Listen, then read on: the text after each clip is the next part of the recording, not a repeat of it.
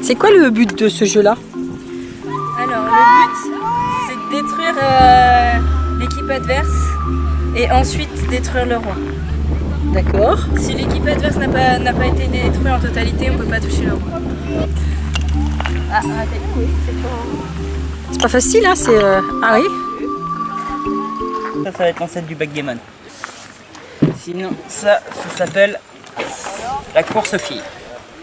Donc le but du jeu, c'est de tourner tout autour du jeu en essayant de manger les pions adverses. Donc là, dans le même style, on a le Daldoza, qui est lui, par contre, un bateau. C'est des jeux qui sont faits pour être joués dans les bateaux. Puisque, comme vous pouvez le voir, en fait, ils sont... Ah oui, il y a une petite pique pour les tenir, oui. Qui est rentrée dans le jeu. Oui. Et ensuite, par rapport. D'accord. Là, on a le Saku. Saku. Je vais retirer ça. Là, on a le Saku qui est en fait exactement le même jeu que le Daldoza, qui a la particularité d'avoir un roi en plus et des dés où que, à la place du 4, c'est blanc. Donc c'est 0, donc on joue, ce dé-là, on ne le joue pas. Ah, Ça, c'est des jeux vikings. Après, on va avoir les jeux qui sont derrière là-bas, qui vont surtout être des jeux moyenâgeux. La poule et le renard, qui est un jeu en fait où on a un renard et des poules. Oui. Et en fait, le renard, son but c'est de manger toutes les poules. Donc en sautant par-dessus. Donc on va avoir une poule là et un renard là. Le but du renard, hop, c'est de passer là et la poule est retirée du jeu. Le but des poules, c'est d'arrêter le renard. Donc il faut qu'il soit entouré d'au moins 5 poules pour être arrêté. Voilà. Après là, c'est que les mêmes principes de jeu. À part ces deux-là qui vont être l'ancêtre des dames. D'accord, c'est l'ancêtre de la dame, d'accord. Ça va être la même chose, on a un pion, faut essayer de lui sauter dessus ou de pouvoir le bloquer pour l'enlever du jeu. Donc s'il est là, hop, tac, on passe par-dessus, il est retiré du jeu. C'est exactement, c'est une dame, sauf qu'il y a un peu plus de pions quand même. Et comment vous avez retrouvé tous ces jeux-là? Parce qu'il y a des traces quelque part ou Il y a des traces, c'est surtout des traces qui sont retrouvées dans des tombes de personnages riches. Puisque là, on fait tout ça en bois, mais c'était surtout fait en pierre. Enfin, les jeux d'intérieur étaient faits en pierre, les jeux sur bateau étaient faits en bois puisque c'était plus léger.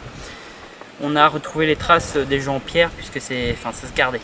De l'autre, les jeux qui ont été faits en bois étaient pas assez, étaient biodégradables, on va dire, donc n'ont pas traversé l'âge. Donc ils ont été évaporés.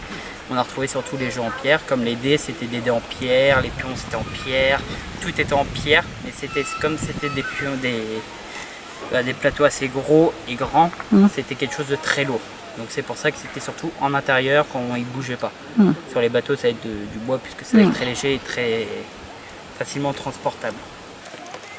Alors là, du coup, on va avoir le jeu du roi qui consiste en fait à avoir plusieurs lignes d'attaquants, plusieurs lignes de défenseurs, mais un seul roi. Le but du roi, c'est de s'évader par les 4 cases noires.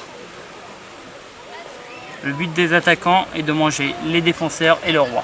Le but des défenseurs est d'aider le roi à s'évader. Comment vous avez retrouvé les règles? Parce qu'on retrouve des jeux, c'est bien, mais les règles, elles étaient écrites quelque part? Elles étaient écrites aussi, mais ça a été pris assez de temps, puisqu'on marquait surtout ça en runes. Alors du coup, histoire de retrouver les runes, leur signification, on a mis beaucoup de temps à retrouver les règles. D'accord. Après, il y a beaucoup de jeux où que les règles, en fait, c'est des règles supposées. Comme après, je vais vous expliquer pour les 2 jeux égyptiens qu'on a là-bas. C'est surtout des règles supposées, puisque c'est des règles qu'on n'a pas retrouvées. D'accord. Après, pour certains jeux, comme le roi, on a retrouvé les règles. C'est surtout pour les 2 jeux égyptiens qui sont là-bas où qu'on n'a pas retrouvé les règles ou que c'est des règles supposées. D'accord. Le jeu du moulin, en fait, c'est tout simple. C'est l'ancêtre, et la mérelle aussi, l'ancêtre du morpion. Ah oui. Il faut aligner 3 pions pour gagner.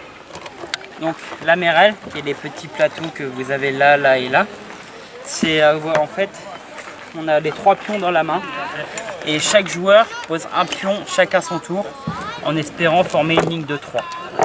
Par contre, si chaque joueur a posé son pion et n'a pas formé sa ligne, faut déplacer les pions. Donc une fois que c'est comme ça, par exemple, tac, je déplace mon pion, j'ai gagné. Oui, Là, en fait, les dominos, oui. C'est un jeu asiatique à la base et les pions n'étaient pas comme ça, ils étaient noirs et blancs. Donc ce qui est en blanc ici était noir et ce qui est noir ici était en blanc. Ça c'est un jeu de runes dont je ne connais pas les règles. Et sinon ça c'est un jeu d'échecs. Mais la particularité de ce jeu d'échecs c'est qu'il est rond. Du coup au lieu de se déplacer tout droit, on va se déplacer en rond. Et ça c'est la même chose que la course aux filles. C'est juste qu'ils ont changé le nom en appelant ça les 9 cases. Après en face on a les jeux égyptiens dont je vous parlais tout à l'heure. Bon.